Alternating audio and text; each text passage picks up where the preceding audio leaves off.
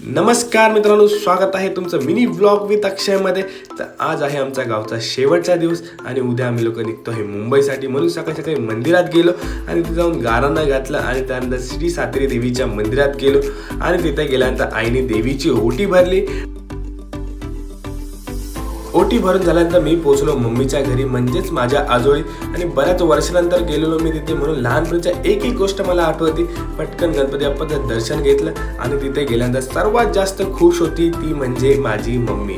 मस्तपैकी गणपतीचं दर्शन घेतलं आणि मग समुद्र किनारा एन्जॉय करत करत आम्ही लोक पोहोचलो कुणकेश्वर मंदिरामध्ये. आणि तिकडचा बाजूचा व्ह्यू एवढा सुंदर होता की मी तुम्हाला शब्दामध्ये सांगू नाही शकत. मी तर बोलतो प्रत्येकाने इथे एकदा येऊन एक्सपिरियन्स केला पाहिजे.